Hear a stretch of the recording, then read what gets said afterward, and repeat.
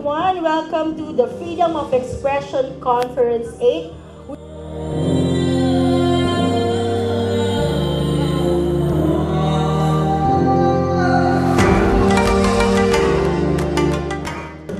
Team po ang tawag namin sa aming grupo. Wala pong opisyal, walang oposisyon.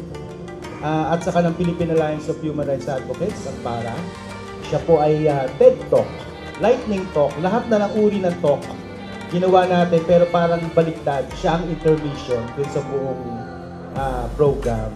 Ngayon, nung 8 years ago, ginawa na natin siyang separate na activity.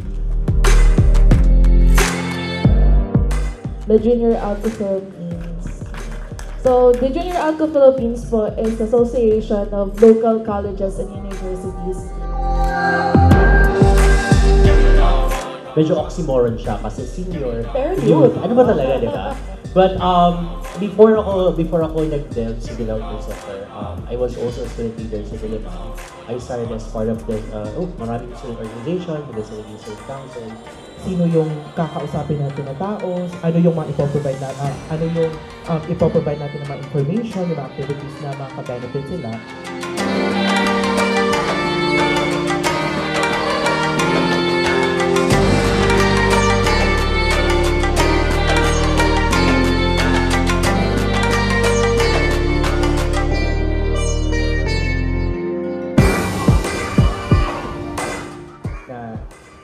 Huwag kang mag-Sinovac kasi Chinese keme, halimbawa ganyan.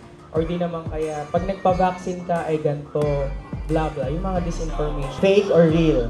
So, it's bahala na tayo dyan mag-ano. But anyway, just to break the ice. Na-inculcate na rin sa mga communities yung, yung paghahanap ng pananagutan, no? How can we...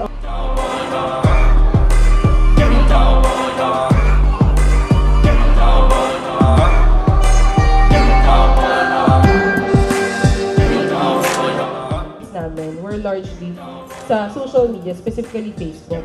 Kasi mulong nga sa amin. Although napaalis kami, pero at least merong sumalo sa amin, police officer, at the same time, convener ng ATM Youth Network.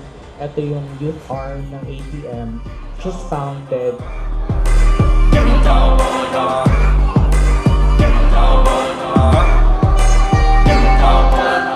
Narrative, i-ano na muna natin siya. Pinagpila rin natin siya, ano ba ang narrative, paano ba natin siya na-identify at... Of human rights work really is campaigning, diba, communication. So, stop na with the sobrang NGO jargons.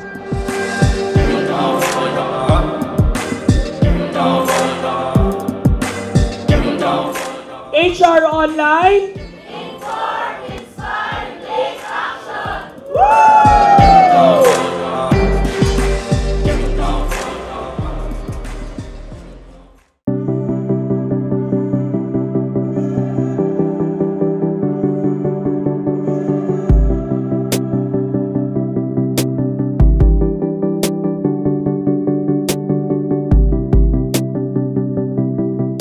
Konting history ng HR Online para po sa sino po ang bago ngayon sa HR Online? Pwedeng pakitaas ang kamay at iwagayway. Pagpasensya nyo na, kwento natin doon sa mga bago nating nakapiling ngayong gabi. Ano nga ba ang pinagmulan ng Human Rights Online Philippines? At paano nga ba natin na identify yung mga nabibigyan ng awards?